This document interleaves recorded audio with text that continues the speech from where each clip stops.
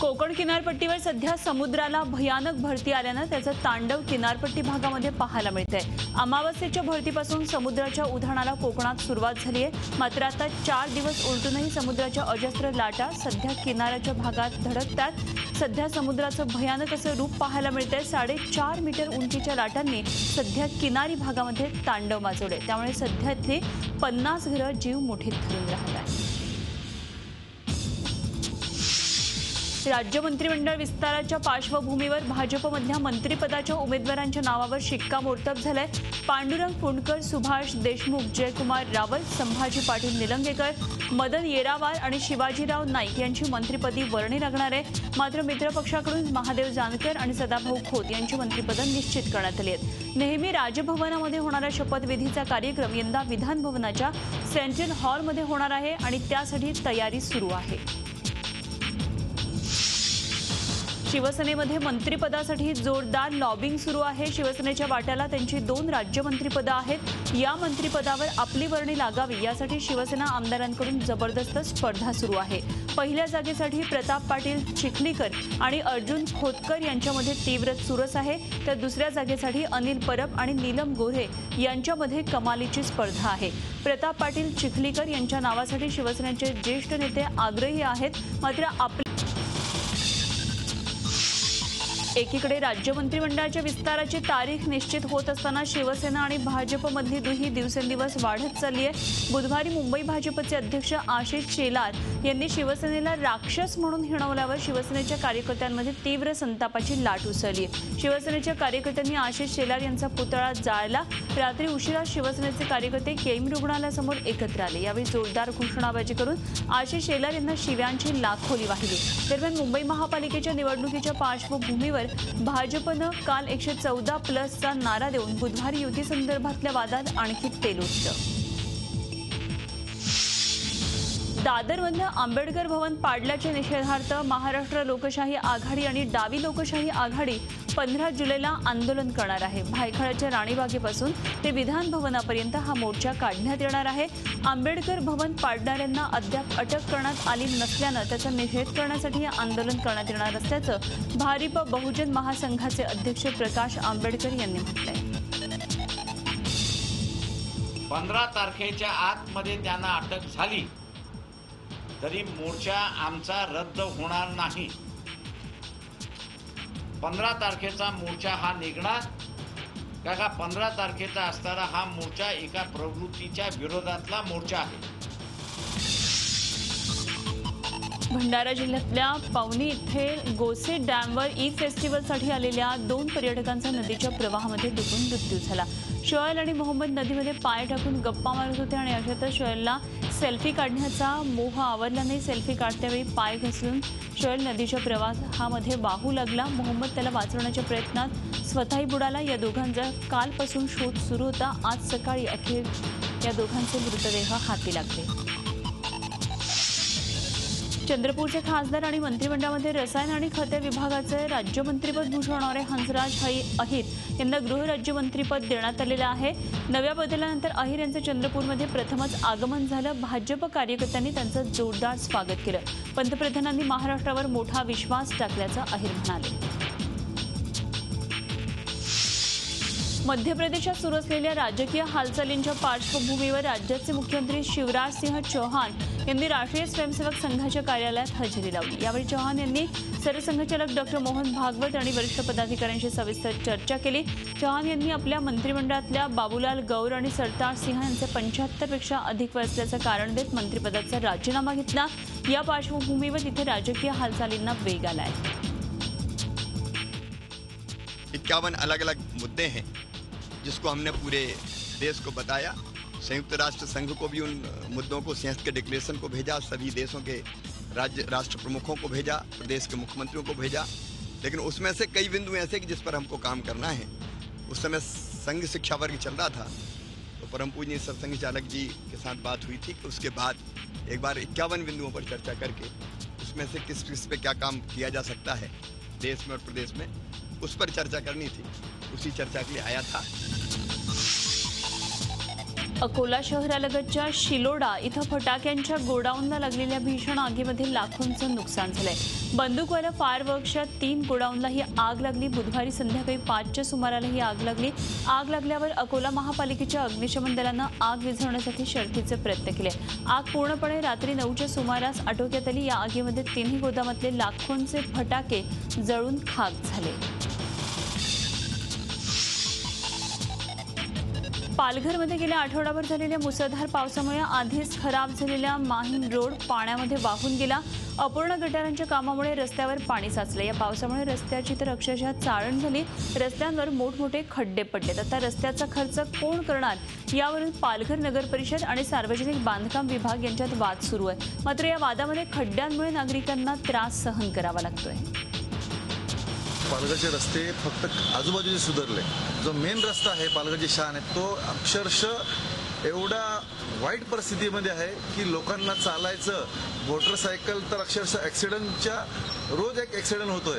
PWDच्या आणि नगर परिषदेच्या की त्यांचा स्वतःचा काही स्वार्थ असेल, पण त्या स्वार्थासाठी आज पालघरकरांची पूर्णपणे आणि फक्त रोडवर पाणी येणं किंवा रोड खराब होणं एवढंच नाही, ह्या रोडवर पाणी साचल्यामुळे विविध रोगराई पसरण्याची सुद्धा मोठी शक्यता आहे या पालघरमध्ये. आणि पालघर हे मुख्यालय असून या इकडे प्रशासनाचं पूर्ण दुर्लक्ष होतंय. ठाण्यामध्ये ICICI बँकेच्या ATMमधून 100हून अधिक खातेधारकांच्या अकाउंटमधून लाखो रुपये परस्पर काढण्यात आल्याचा प्रकार घडलाय. फसवणूक झालेल्या संतप्त खातेधारकांनी कळवा पोलिसांमध्ये धाव घेतली. फसवणुकीचा आकडा हा 15 लाखांच्या आसपास असल्याचं सांगितलं जातंय. ATM कार्डचं क्लोनिंग करून अथवा इतर तंत्रज्ञानाद्वारे भामट्यांनी हा लाखोंचा गंडा घातल्याचा प्राथमिक अंदाज वर्तवलाय. तसंच बँकेकडून ATM सेंटरमध्ये सुरक्षेची काळजी घेतली गेली नसल्याचा आरोप बँक खातेधारकांनी केलाय. मला बँकेकडनं अचानक संध्याकाळी 7 वाजता मेसेज आला की माझ्या ATMमधनं 19,000 रुपये कॅश विथड्रॉ झाली आहे. लगेच मी ICICIच्या कस्टमर केअरमध्ये कॉन्टॅक्ट केले असता मला तिथे समजलं की माझे पैसे कोणीतरी कल्याण ईस्टमधनं तिसगावमधनं विथड्रॉ केलेले आहेत ATMमधनं. मी कोणाकडेही ATM कार्ड दिलेलं नाही आहे. ATM कार्ड माझ्याच जवळ आहे. मी पासवर्डही कोणाला शेअर केलेला नाही आहे. तरी माझ्या बँकेतून माझे पैसे कट झालेले आहेत.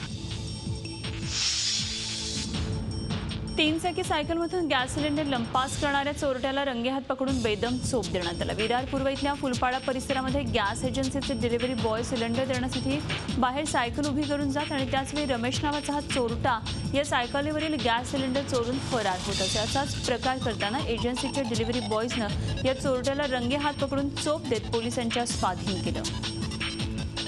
8 दिवस रोज कुठून पण एरिया सायकल असली ना, एरिया सायकल लावली कस्टमरच्या घरी गेलं सिलेंडर घेऊन का खालून सिलेंडर गायब. अच्छा, मग आता ह्याला कुठे पकडलं? इथे समोर RJ समोर. आतापर्यंत किती सिलेंडर गेले? 40 सिलेंडर गेला. किती दिवसापासून चालू होतं हे? आता 3 महिने झालं कंटिन्यू चालू. 8 दिवसात रोज सिलेंडर जातो. अहमदनगर जिल्ह्यातल्या नेवासा पोलिसांनी कुकाणा इथं टाकलेल्या छाप्यामध्ये गावठी दारू बनवणारी टोळी पकडण्यात आली आहे. या आरोपींकडून 5.25 लाखांचा मुद्देमाल जप्त करण्यात आलाय. बनावट दारू बनवून विकल्याप्रकरणी 4घांवर गुन्हा दाखल करण्यात आला असून एका आरोपीला अटक करण्यात आली आहे. नेवासा तालुक्यातल्या कुकाणा गावात ST स्टँडच्या पाठीमागे हॉटेल सचिनमध्ये प्रदीप बाबूराव विधाटे हा गावठी दारूची विक्री करत होता. गावामध्येच त्याचा बनावट विदेशी दारू बनवण्याचा कारखाना होता. नेवासा पोलिसांना माहिती मिळताच पोलीस निरीक्षक शिंदे यांनी छापा टाकत ही कारवाई केली. नाशिकसह उत्तर महाराष्ट्रावर रुजलेल्या वरुणराजानं 1 महिन्याच्या प्रतीक्षेनंतर हजेरी लावल्यामुळे शेतकरी वर्गामध्ये समाधानाचं वातावरण आहे. विभागामध्ये ठिकठिकाणी नांगरणी पेरणीची कामं सुरू झाली आहेत. मात्र जून महिना कोरडा गेल्यानं बिघडलेल्या वेळापत्रकाचा फटका शेतकऱ्यांना बसणारच आहे. पुढे घेतल्या जाणाऱ्या पिकांनाही 1-1.5 महिना उशीर होऊन सरते शेवटी त्याचा फटका हा शेतकऱ्यांच्या उत्पन्नावर होणार आहे. त्यामुळे आता कमीत कमी कालावधीत जास्तीत जास्त उत्पादन घेण्याचे प्रयत्न बळीराजाला करावे लागणार आहेत. नाशिक महापालिकेच्या मिळकती नाममात्र दरानं घेत शहरामध्ये अनेक सामाजिक संस्था व्यवसाय करत असल्याचं उघड झालंय. गुप्त पद्धतीनं घेतलेल्या सर्वेक्षणातून नाशिक महापालिकेच्या आयुक्तांनी पर्दाफाश करण्यात यश मिळवलंय. महापालिकेच्या दप्तरी मिळणाऱ्या उत्पन्नात या सामाजिक संस्थांमुळे किमान 50 कोटींचं नुकसान होत आहे.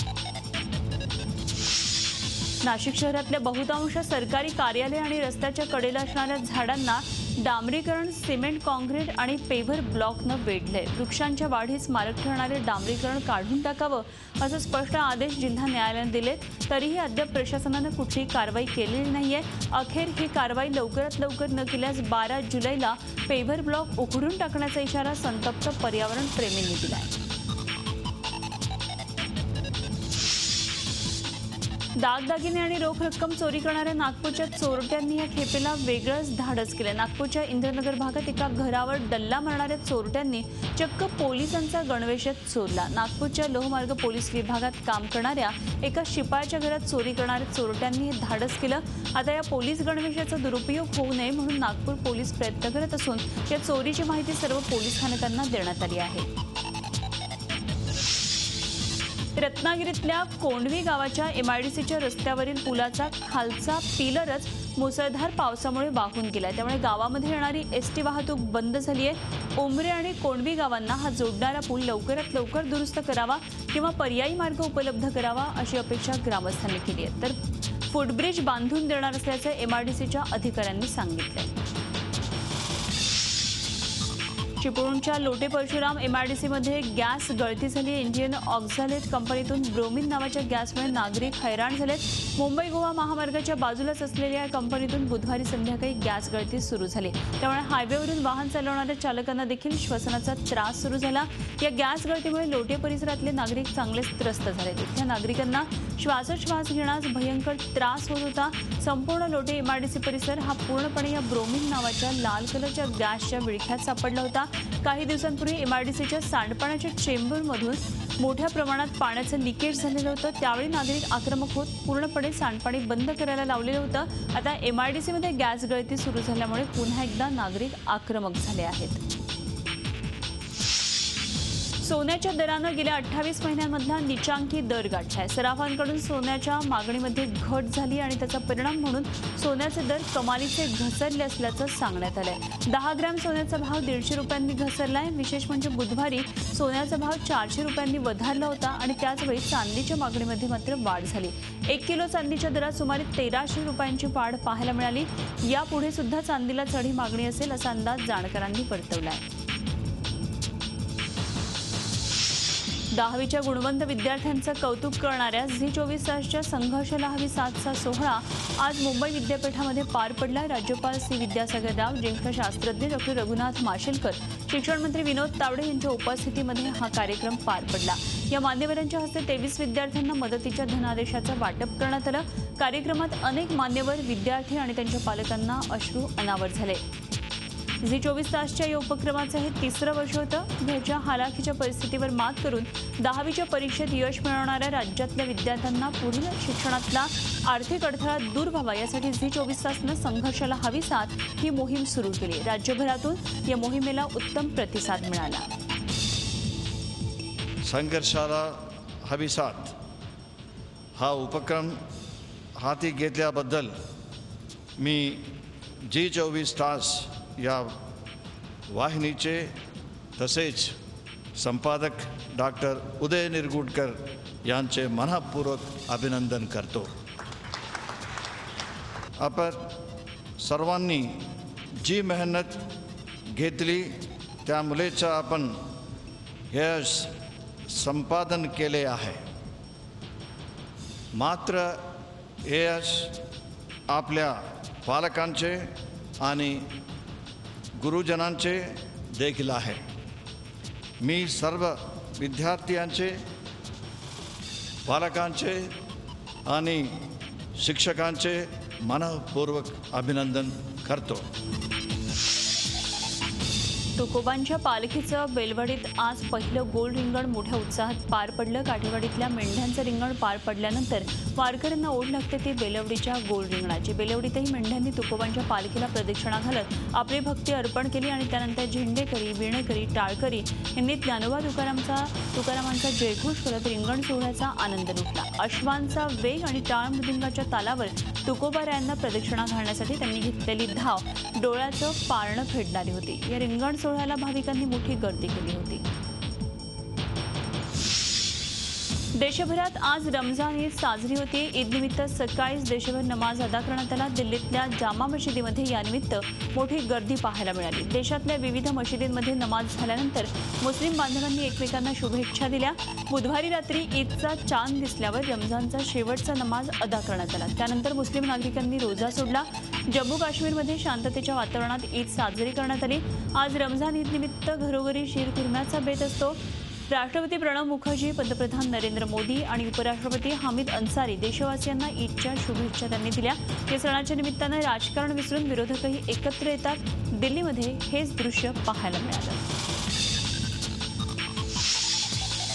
परभणी जिल्ह्यात अनोख्या पद्धतीनं रमजान ईद साजरी करण्यात आली। परभणीतल्या ईदगाह मैदानावर 1000 झाडं लावून यंदाची ईद साजरी करण्यात आली। यावेळी सर्व जाती धर्माचे लोक या निमित्तानं एकत्र आले होते, त्यामुळे पूर्णा शहरातला हा स्तुत्य उपक्रम ठरला। पूर्णा शहर के अंदर ईद उल फित्र जो मुसलमानों का बड़ा ईद है, वो सब धर्म लोगों के साथ में एक अलग अंदाज में मनाया गया है और इस मौके पर 1000 झाड़ जो है ईदगाह के कब्रिस्तान में लगाया गया है, जो एक आज तक इस तरह का प्रोग्राम पूर्णा शहर में कभी हुआ नहीं और इस अंदाज से जो है तमाम लोगों ने मिलकर सब धर्म के लोगों ने मिलकर आज पहली बार इस तरह से ईद मनाई है। ईदनिमित्त मुंबईतल्या कुर्लामध्ये मोठा जनसमुदाय एकत्र आला। त्यानंतर सामूहिक नमाज अदा करण्यात आला। अबालवृद्धांनी यावेळी नमाज पठण केलं। मौलाना जुल्फिकार यांनी इमामत केली। सर्वांना शांतीचा बंदोबस्त तैनात करण्यात आला होता। मिस्टर परफेक्शनिस्ट आमिर खाननं आपल्या मुंबईतल्या निवासस्थानी ईदचं सेलिब्रेशन केलं। दरवर्षीप्रमाणे यंदाही आमिरनं मीडियासोबत खास ईद साजरी केली। यावेळी आमिरनं सलमानच्या सुलतान या सिनेमाचं तोंड भरून कौतुक केलं।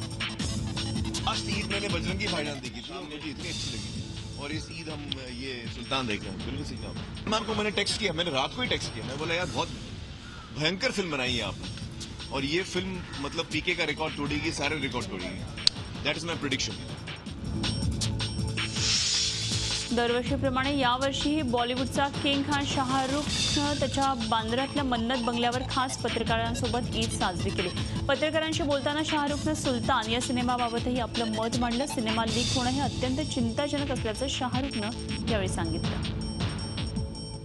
हम दुआ करेंगे, नमाज पढ़ेंगे बच्चों के साथ में, सब लोग साथ में मिलकर प्रार्थना करेंगे, दुआ करेंगे। कभी कभार ऐसी चीज़ें होती हैं कि वो एक स्पेशल खाना होता है, बट बियॉन्ड दैट और कुछ नहीं। एंड आई थिंक ये जितने भी फेस्टिविटीज़ हैं या फेस्टिवल्स हैं या रिलीजियस डेज हैं, जो भी है, चाहे दिवाली है या ईद है, आई थिंक ये इसलिए होता है कि सब लोग उस दिन को खुशी से मनाएं और साथ में वो खुशी बांटें। तो बड़ा सिंपल सी बात है, क्योंकि इससे ज़्यादा कुछ है। तो we just stay at home और सबको छुट्टी भी मिलती है, everybody is together and spend time together. रस्त्यांवरचे खड्डे बुजवण्यासाठी वापरण्यात येणारी सामग्री निकृष्ट दर्जाची असल्याची स्पष्ट कबुली स्वतः मुंबई पालिकेचे सहाय्यक आयुक्त रमाकांत बिरादार यांनीच दिली आहे।